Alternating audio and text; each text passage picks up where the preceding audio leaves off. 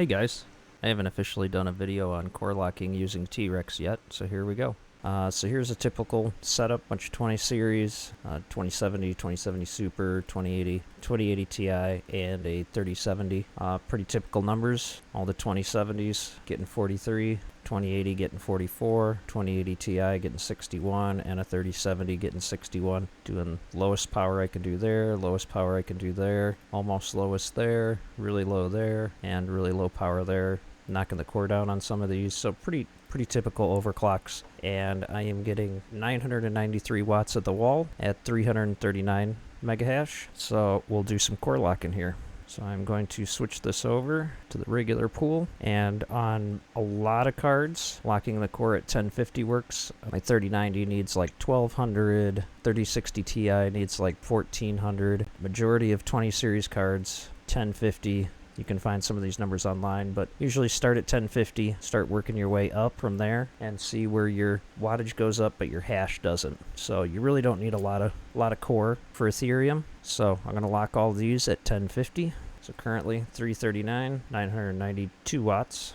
I'm also going to apply my overclock. So let me apply this one real quick. So the only bit of overclocking that you need to worry about now is just your memory. There we go. So it kicked in, locking all those at 1050. So that's really, it's the same as power limiting. So now it's only going to use just as much power as it needs to get to that 1050 core on all these. So our hash rate's about the same, 43 on those guys, 44 on our 2080, 62 on our 2080 Ti, 61 on our 3070.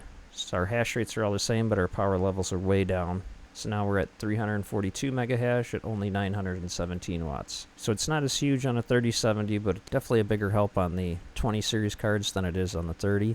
But it locks that core and doesn't allow the power to go up then. All of our cards are at 100% power, just the memory. At 340 megahash at only 916 watts. So shaved a few watts off overall. I think the 2080 Ti was at 140 watts previously, so we shaved off 5 watts there. 2080 only using 98 watts now.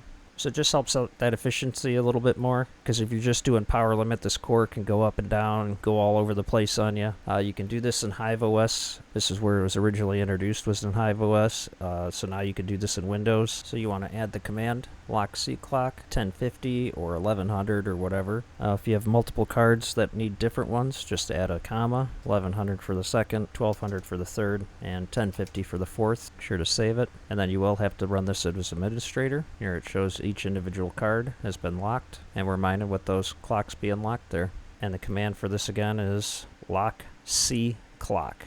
You'll add that command into your batch file, and this will lock the clock till a restart. So if you go to game or something after that, your core will be locked at 1050 until you do an actual restart. Hopefully that helps you guys shave off a few watts here and there. And if you guys have any questions, hit me up in the comments. Give the video a like, and I will see you guys on the next one. Later.